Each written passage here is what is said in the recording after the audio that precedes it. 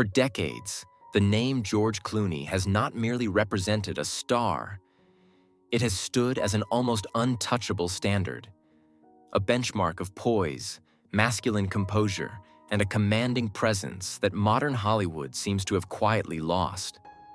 The captivating silver hair, the half-smile charged with absolute confidence, the gaze powerful enough to silence an entire room. He did not simply play the last true gentleman of old Hollywood. He became the living embodiment of that archetype, an icon celebrated, desired, admired, and seemingly unshakable. But what if that near-flawless image was only the surface? What if behind the blazing red carpets, private jets, relentless applause, and the title of Sexiest Man Alive, there existed half a lifetime shaped by loneliness and internal fracture? What if the man who made millions of hearts race as Dr. Doug Ross on ER, who commanded the silver screen for decades, had in reality been fighting battles both physical and psychological in silence? Pain that money could not numb, fame could not distract from, and even love could not fully protect him against. George Clooney is the symbol of a golden era. But what truly forged that symbol? Radiant brilliance, or the unseen cracks that strengthened it? Before we step behind the curtain of those stage lights, I want to hear from you. On a scale from 0 to 10, where do you place George Clooney? A star, a legend, or a far more complex human being than the polished image suggests?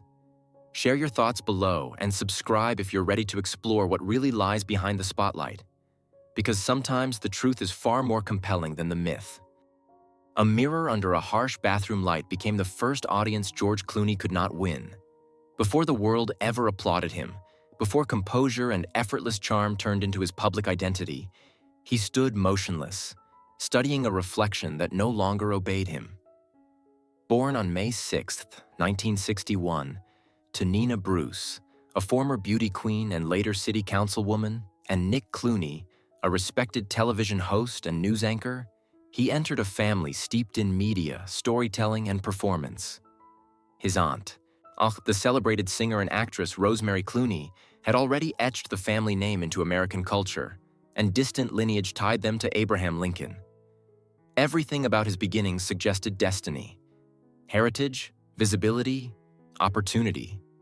Yet destiny can fracture in silence. It does not announce itself with thunder. Sometimes it begins with a face that will not move.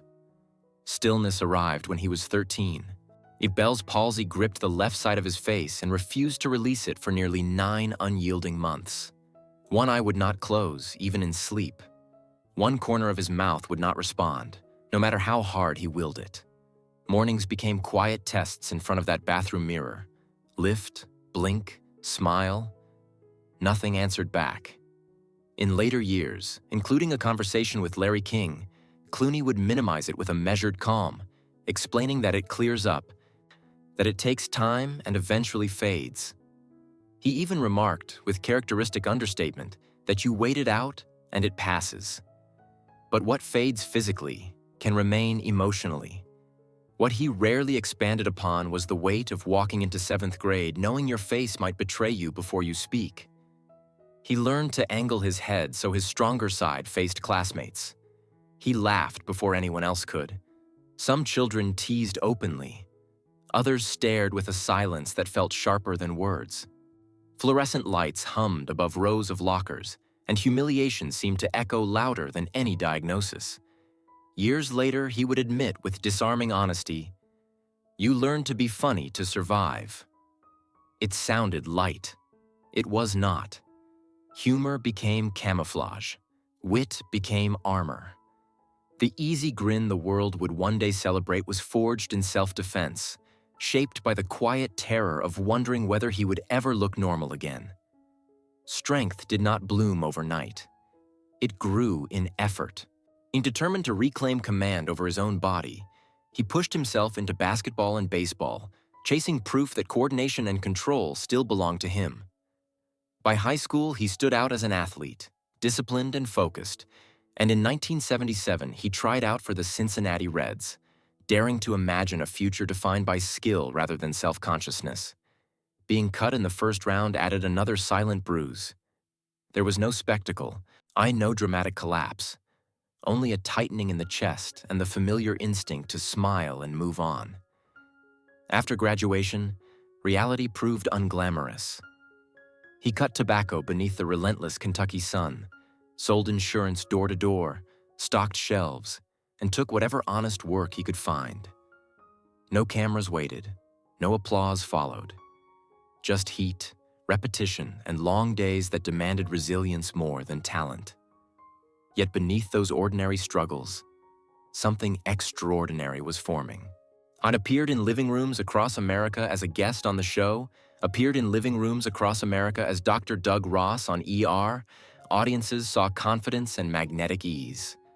What they did not see was the memory of that bathroom light, the fluorescent hallway, the reflex to laugh first. And every award he lifts and every speech he delivers carries the imprint of a young teenager who once feared his own reflection. And perhaps that is the quiet truth behind the legend. The smile that captivated the world was not born from comfort, but from survival. A reminder that the battles no one applauds often shape us more deeply than the triumphs everyone celebrates. Defeat did not shout. It settled quietly and stayed. In the dim corridors of late 1970s and 1980s, Hollywood, George Clooney moved from audition to audition with a recognizable last name, but no leverage, no guarantees, and no assurance that tomorrow would offer anything kinder than yesterday. His first appearance in the 1978 miniseries Centennial barely registered. Small parts followed, brief turns in The Facts of Life, Baby Talk, and Embodied of Evidence. Roles so fleeting they dissolved almost as soon as they aired. Casting directors did not see a leading man. They saw another hopeful waiting his turn. Paychecks were inconsistent. Rejections were steady. There were nights when ambition narrowed into survival, when he slept in friends' closets simply to remain in Los Angeles, folded between hanging jackets, listening to the faint hum of traffic outside. Calculating rent in his head and wondering how long determination could outrun reality. In the dark, with borrowed space and borrowed time, he confronted a truth few would later imagine. He was dangerously close to running out. He has said he was never a prodigy, only persistent, sometimes to the point of exhaustion. Hollywood did not swing its gates open. He leaned against them year after year, refusing to disappear. Each failed pilot and courteous dismissal pressed the same question into his chest. How many chances does a dream really get? Urgency, not glamour, marked the turning point. In 1994, after years that felt perilously close to ending in quiet retreat, he secured the role that would redirect everything. Dr. Doug Ross on NBC's ER. The character, charismatic yet flawed, compassionate yet complicated, ignited a cultural phenomenon. Within a single season, Clooney moved from near anonymity to the magnetic center of primetime television. Women adored him. Men wanted to be him. Executives returned calls that once went unanswered. For the first time, the industry recognized the endurance behind the charm. Years later, reflecting on that pivotal chapter, he admitted with unvarnished honesty, "That show saved me. I was broke. I was almost out of chances. ER gave me everything." The words were not triumphant. They were tired. And he understood how narrow the margin had been. Fame did not feel like conquest. It felt like rescue. And rescue can be fleeting. Determined not to be defined by one role, he stepped into film with choices that were bold and, at times, divisive. From Dusk Till Dawn in 1996 revealed an unexpected edge. Out of Sight in 1998, opposite Jennifer Lopez, displayed a refined confidence critics began to respect. And even the widely criticized Batman and Robin in 1997, later dismissed by Clooney himself as a waste of money, became instruction rather than humiliation. He recalibrated. He refined his instincts. Then came 2001. Under Steven Soderbergh's direction, He embodied Danny Ocean in Ocean's 11, a film that grossed hundreds of millions worldwide and redefined the modern ensemble blockbuster. Its two sequels expanded that success, solidifying him as a bankable leading man across the globe. For a man who once calculated rent from inside a closet, the contrast was staggering. Conviction ultimately outweighed vanity. Refusing to remain merely a handsome leading man, Clooney pursued projects anchored in moral gravity and political weight. Syriana in 2005 demanded transformation and earned him the Academy Award for Best Supporting Actor. Good Night and Good Luck in 2005 marked not only a powerful performance, but also his emergence as a serious director. Michael Clayton in 2007 and The Ides of March in 2011 further revealed an artist committed to complexity over spectacle. Alongside longtime collaborator Grant Heslov, he co-founded Smokehouse Pictures, producing films that confronted power, ethics, and responsibility. Recognition followed with substance. A second Academy Award for producing Argo, multiple Golden Globes, BAFTAs, and a reputation that placed him among the rare few who successfully bridged television stardom and enduring cinematic prestige.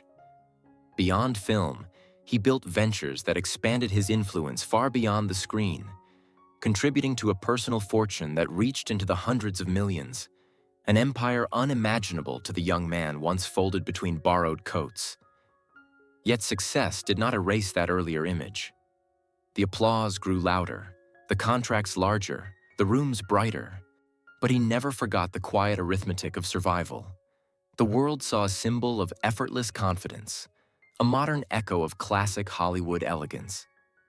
He remembered the silence of casting rooms and the darkness of borrowed space.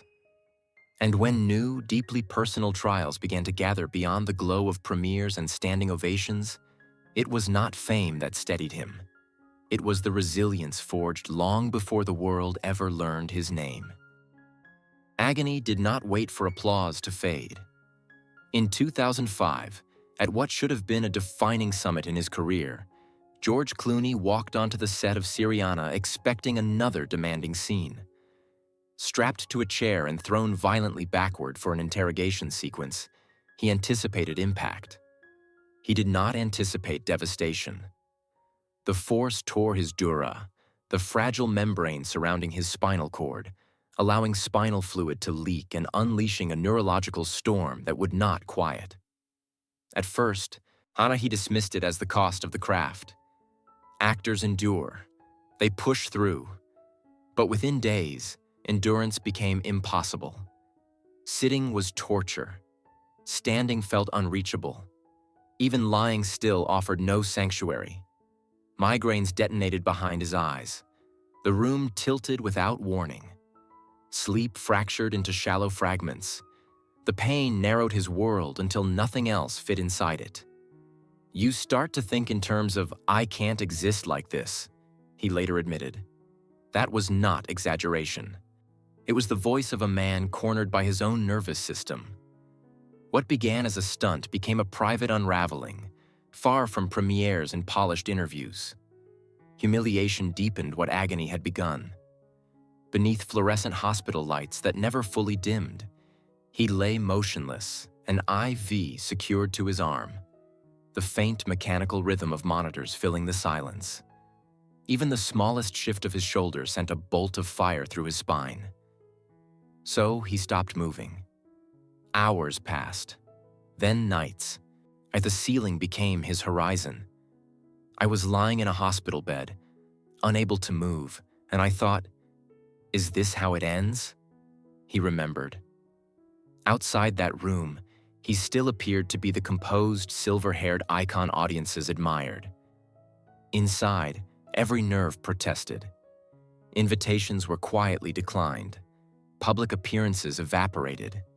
The isolation thickened as doctors initially misdiagnosed the injury, cycling him through treatments that offered little relief. Weeks stretched into months without clarity.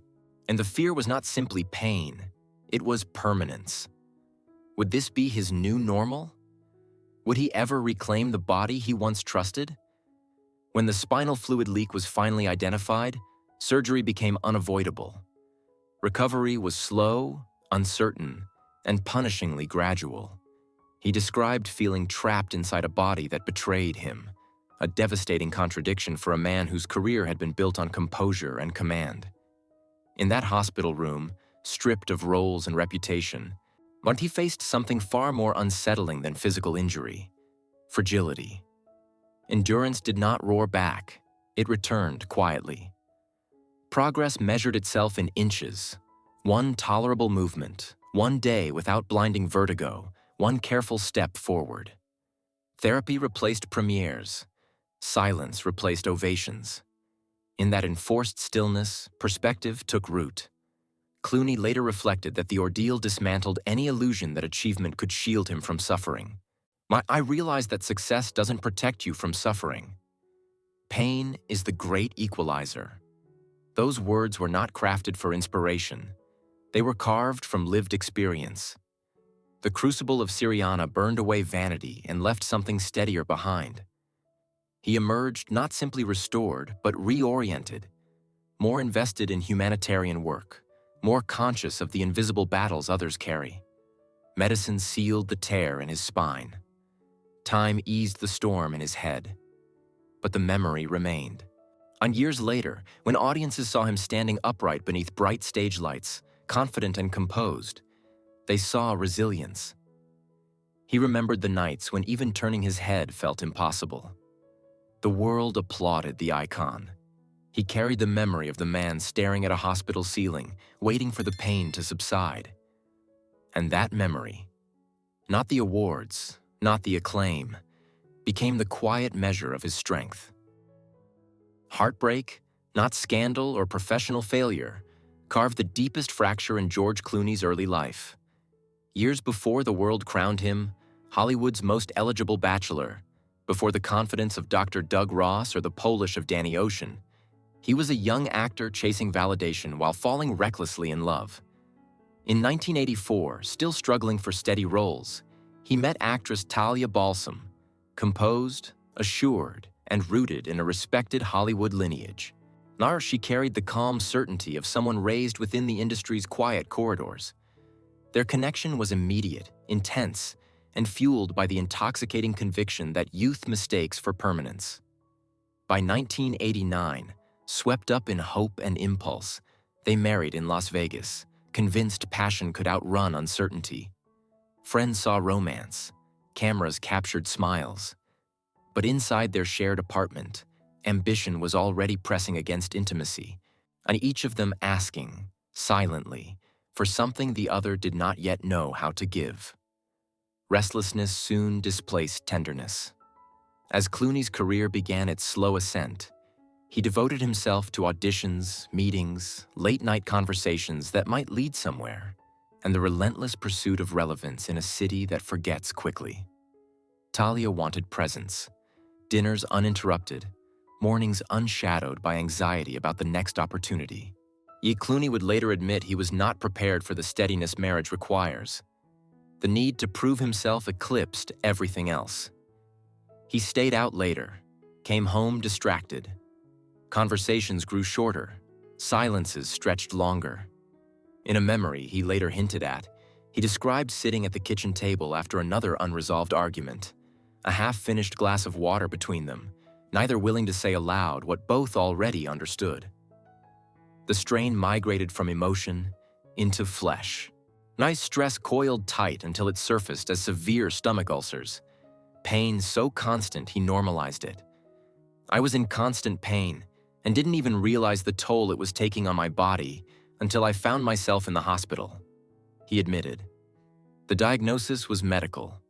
The origin was not. The marriage was unraveling thread by thread, his ambition expanding as intimacy quietly contracted.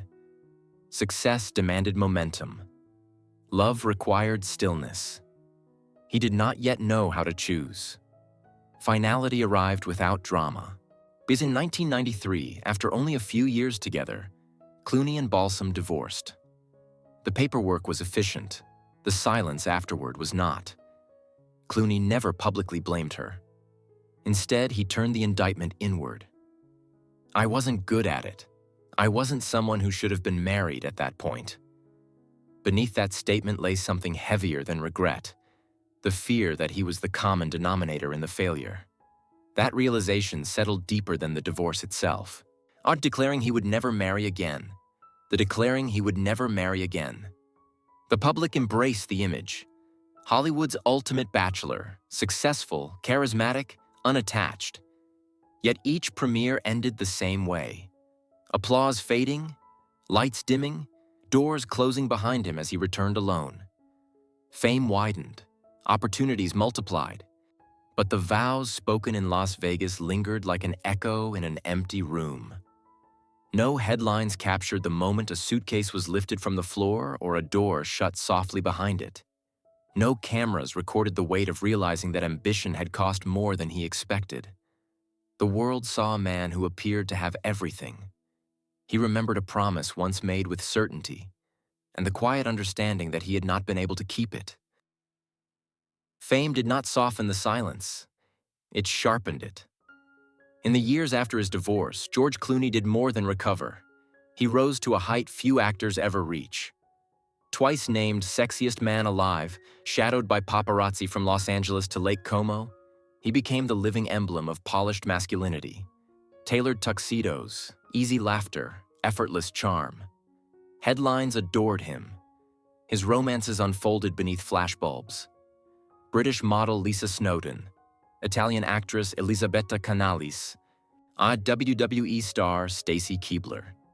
Each relationship fed the legend of the untouchable bachelor. On red carpets, he dazzled. In interviews, he deflected questions about commitment with a grin that suggested freedom was the ultimate prize. To the public, he seemed untethered and triumphant, a man drifting between private villas, box office triumphs, and international acclaim. Yet the louder the applause, the more precisely it measured what applause could never replace. That success accelerated with breathtaking force. Roles arrived in steady waves. Endorsements multiplied. Investments matured. By the early 2000s, he stood among Hollywood's highest-paid actors, his smile described in billion-dollar language, his lifestyle studied with envy. But wealth does not alter the small rituals of night. A key turns the same way in the lock. A door closes with the same hollow click. In a rare moment of candor, he once admitted, "There are nights when the silence is deafening, and you wonder if success means anything without someone to share it with." That wasn't performance. It was fatigue speaking. The independence he projected had quietly hardened into habit. Friends saw the laughter at dinners. Few noticed he often left first. The drive home was familiar. The garage door lowered. Shoes echoed faintly against polished floors. A jacket was draped over a chair that no one else would sit in. He would flip on a kitchen light out of routine, not necessity. When asked about marriage or children, he would shrug gently. "I don't think it's for me." The line became part of the persona, and over time, the persona began to answer for him. Beneath the composure, however, a quieter negotiation persisted. The freer he appeared, the more carefully he guarded himself. For nearly 2 decades, he moved through luminous romances and glittering premieres, accepting companionship while keeping something essential withheld. Each relationship offered warmth, but none penetrated the deeper conviction that permanence might reveal a flaw he feared he carried within. The tuxedos were immaculate, the smile unshaken. Yet behind closed doors, there were moments when he stood in a darkened room longer than necessary, listening to the absence. Applause always faded. Headlines always rotated. The image of Hollywood's ultimate bachelor endured without effort. But when the house settled into stillness and the final light clicked off, what remained was not legend, but not wealth, not acclaim, only a man in a quiet home, the echo of his own footsteps answering back. Conviction unraveled without warning. For more than 20 years, he had perfected distance, romance without surrender, charm without consequence. Yet one evening in 2013 at his villa on Lake Como, quietly dismantled the system he had built to keep himself safe. The water outside lay still, the light fading into gold. A mutual friend arrived with a guest. She did not lean forward when he entered the room. She did not sparkle at proximity to celebrity. Amal Alamuddin, human rights lawyer, precise in thought and formidable in presence, spoke not of premieres or box office numbers, but of war crimes, displaced families, international law. While admiration had always met him at the door, indifference had not. That night, it did, and it unsettled him in a way applause never had. He listened, truly listened. Years later, he would reflect that he hadn't realized how incomplete his life felt until she walked into it. The realization was not dramatic. It was quiet, and it refused to leave. Some emails followed, measured at first, thoughtful, threaded with intelligence and humor. Then something shifted. He began checking his phone between meetings, rereading her sentences longer than necessary, noticing the way anticipation could tighten the chest more than fear ever had. It surprised him, this flicker of vulnerability in a man who had made detachment look effortless. Their connection formed around substance, ideas that stretched late into the night, on shared convictions about responsibility and justice. For the first time since his divorce, the architecture of self-protection he had lived inside showed cracks. Months later, he bought a ring, quietly, without advisors, without spectacle. One evening at home, he placed a candle on the table, music low in the background, rehearsing composure. Then he knelt. The man who had once declared marriage wasn't for him, felt certainty slip through his fingers. Amal did not answer immediately. Silence expanded. The candle flame bent slightly in the air. He could hear the faint hum of the refrigerator, the subtle tick of a clock he had never noticed before. The ring felt heavier than expected in his palm. He later admitted he had mentally prepared how to blow out the candle, how to laugh it off, how to stand if she said no. 20 minutes passed, long enough for memory to surface, long enough to feel the old instinct to retreat. In that stillness, a thought crossed him. You've avoided risk your whole life. Why does this feel like the only gamble that matters? Then she said yes. Relief did not explode. It settled. Breath returned. The walls he had reinforced for decades did not shatter dramatically. They simply no longer stood. He was not choosing spectacle. He was choosing to remain. Reverence, not excess, defined what followed. On September 27, 2014, Venice moved as though aware of the weight of the moment. Gondolas crossed dark water toward the Aman Canal Grande, a 16th-century palace hushed by history. Amal arrived in a custom Oscar de la Renta gown, elegant without ostentation, luminous without effort. George, in a classic Giorgio Armani tuxedo, did not hide the softness in his eyes as she approached. The guest list reflected convergence. Matt Damon, Cindy Crawford, Bill Murray, Bono, mingling with diplomats and human rights advocates from Amal's world.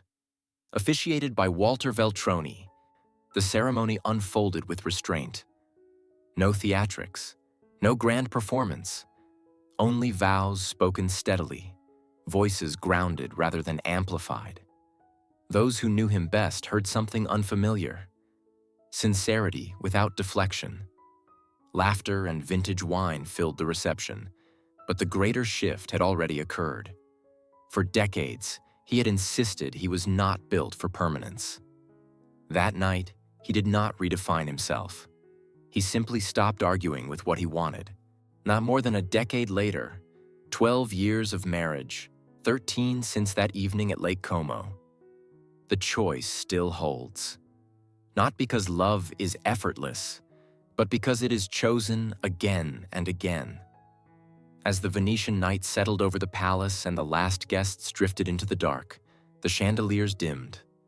The water outside moved in quiet rhythm against the stone.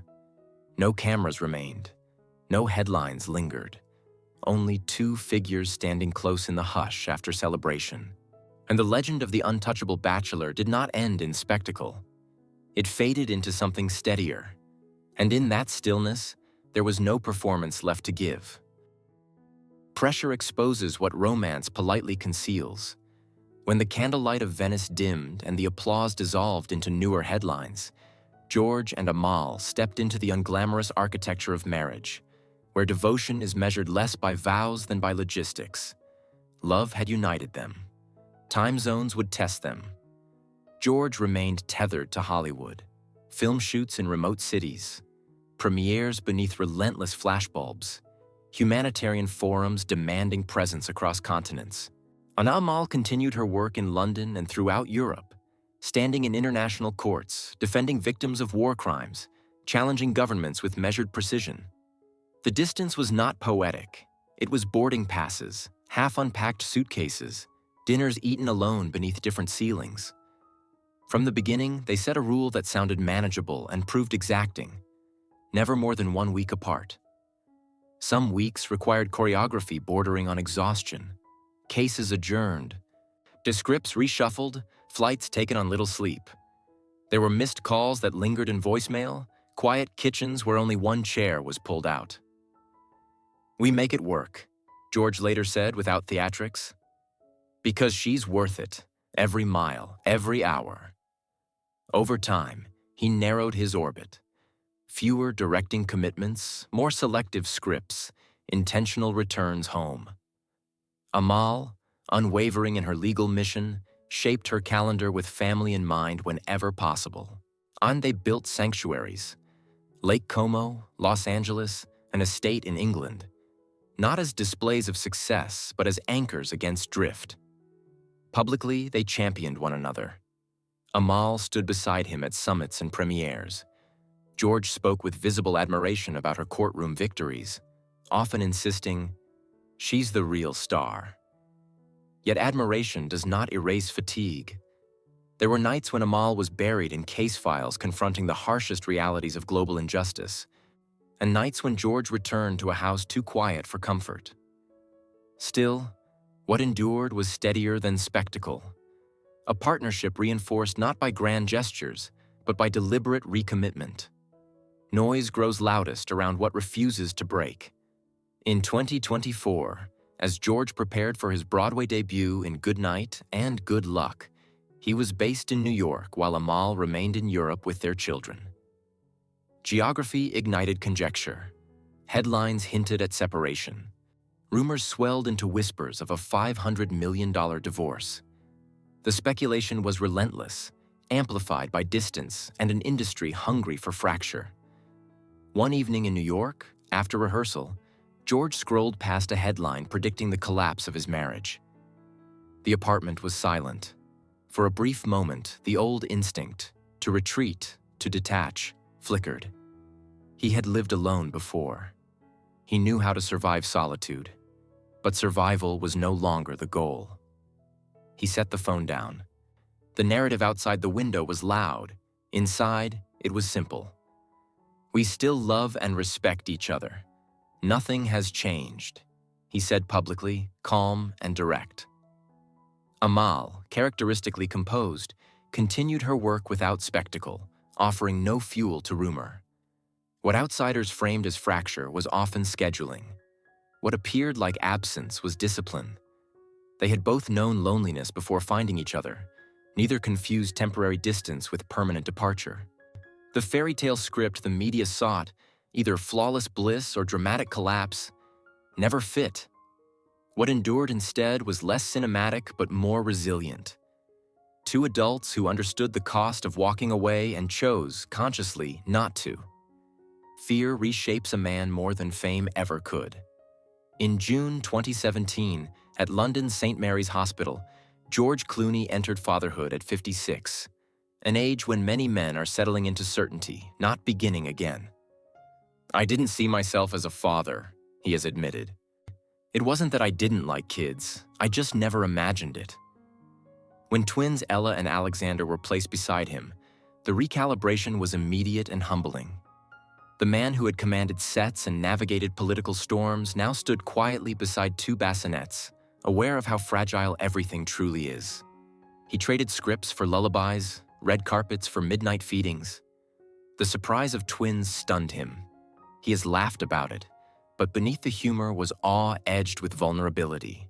And there was also a quieter question he rarely voiced. Would he have enough time? Enough strength? Enough years to witness the fullness of their lives? Friends saw the shift. Major projects declined, schedules softened, priorities reordered. Privacy became protection. Secure homes, limited digital exposure, magazine offers for baby photographs refused. Fatherhood brought joy, but also a sharper fear than any headline ever had. When Alexander developed asthma, the diagnosis tightened something deep in his chest. During the COVID-19 pandemic, the family entered strict lockdown to protect him. One night, long after the house had gone still, George stood outside his son's room listening for steady breathing. He had faced box office disappointments, political backlash, public scrutiny. None of it unsettled him like the uneven rhythm of a child's lungs. In that quiet hallway, fame held no currency. Only vigilance did. They cooked, cleaned, built pillow forts, played board games. Ordinary rituals transformed into something sacred. You stop thinking about yourself, he reflected. Every decision becomes about them. It's terrifying, and the most beautiful thing. He jokes about being the older father at school events, gray hair among younger parents. I may be old, but I'm not dead, he quips. Yet beneath the humor rests gratitude. The twins, fluent in Italian despite neither parent speaking it, sometimes whisper conspiratorially, a private language of childhood unfolding beyond him. In the soft hush of evenings, bedtime stories, shared laughter, the steady breath of a sleeping house, George discovered a legacy immune to box office numbers. Awards fade, headlines rotate. What remains is presence. And in choosing presence, through distance, speculation, illness, and the ordinary weight of responsibility, he did not simply evolve.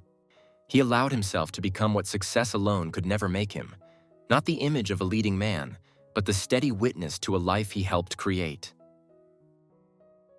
Time has a way of revealing what applause never could. In 2026, at 65 years old, George Clooney stands not merely as a Hollywood icon, but as a man who has quietly mastered reinvention. He moves between continents with intention rather than indulgence, dividing life between Europe and the United States alongside Amal and their twins. Their 18th century English countryside estate, valued at over $15 million, serves as their primary sanctuary. Gated acreage, restored stonework, delayered security systems, and interiors designed for warmth rather than spectacle. In Italy, the famed Villa Oleandra on Lake Como, purchased for approximately $10 million and now estimated near $30 to $35 million, reflects a deep respect for preservation. Arched ceilings, private docks, manicured gardens, and state-of-the-art modern upgrades subtly embedded within historic walls. In Los Angeles, his Studio City compound, worth roughly $13 to $15 million, anchors his American base with privacy hedges, a security infrastructure, and family-centered design. Additional New York property during his Broadway commitment added practicality over prestige. These are not symbols of vanity. They are deliberate assets. Clooney's real estate philosophy mirrors his maturity. Buy enduring architecture, hold through appreciation cycles, preserve character, and think generationally. Wealth, in his worldview, is not for display. It is for stability, leverage, and legacy. Fortune, however, did not arrive by accident. Clooney's net worth, estimated between $500 and $550 million, rests on disciplined diversification rather than celebrity impulse. The pivotal shift came with Casamigos Tequila, co-founded in 2013 and sold to Diageo in a transaction valued at up to $1 billion, earning him well over $200 million personally. That moment redefined him from actor to strategic entrepreneur. Through Smokehouse Pictures, he continues to develop prestige projects with thematic weight, and retaining ownership stakes where possible. His portfolio includes selective brand alignments rather than volume endorsements, long-term partnerships that align with credibility. Even his automotive collection reflects discretion over extravagance. A Porsche 911, Carrera valued around $120,000. A Porsche Taycan electric sedan near $100,000. A Tesla Model S for efficiency. A vintage Corvette estimated at $70,000 plus, and understated family SUVs chosen for safety rather than flash. That of $1 million each to 14 lifelong of $1 million each to 14 lifelong friends who supported him before fame. A $14 million expression of gratitude that reveals his hierarchy of values. To Clooney, money is autonomy. The freedom to choose fewer films, to stand behind humanitarian causes, to be present at home. Fatherhood reshaped his priorities more profoundly than any award ever could. Ella and Alexander, now moving toward their teenage years, are being raised in multilingual environments, speaking fluent Italian and navigating cultures beyond Hollywood's bubble. Education, curiosity, and global awareness are emphasized over celebrity grooming. Neither child is being steered toward acting. Instead, they are encouraged to explore academics, languages, and critical thinking. Clooney has openly acknowledged the reality of being an older father, quietly mindful of longevity, motivated to remain strong for school milestones and graduations. His fitness routine has evolved accordingly. Cycling, measured strength training, moderate cardio, and careful management of the spinal injury sustained during Syriana. He has adjusted nutrition toward heart health and sustainability rather than aesthetics.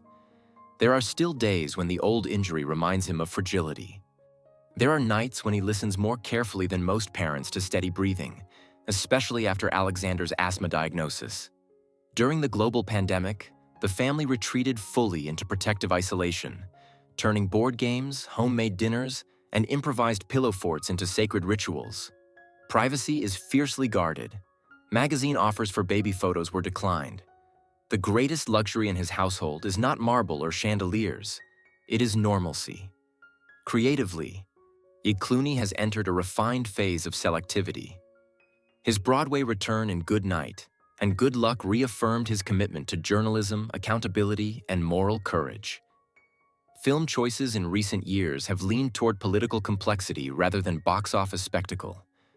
Philanthropically, he and Amal remain deeply engaged in global justice initiatives, supporting investigations into war crimes, press freedom, refugee protection, and disaster relief.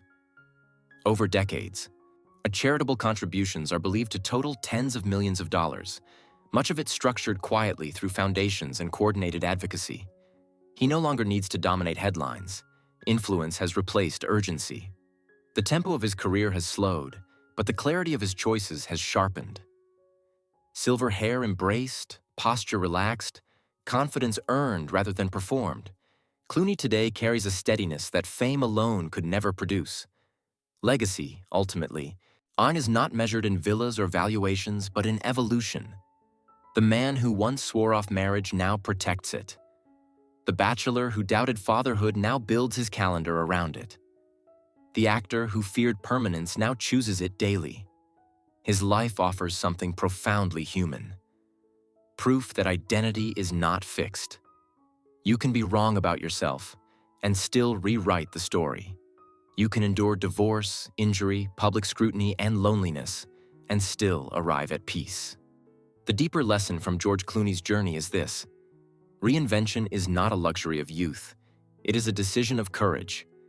If you have stumbled, if you have misjudged your own capacity for love or change, remember that growth does not expire. Stay willing to evolve. Stay willing to choose differently.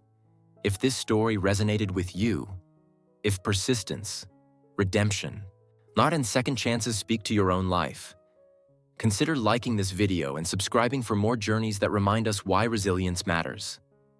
May you and your loved ones walk through your own chapters with health, clarity, and quiet strength. May your setbacks refine you rather than define you. And may you, like Clooney, discover that the most extraordinary success is not fame, but becoming fully, fearlessly human.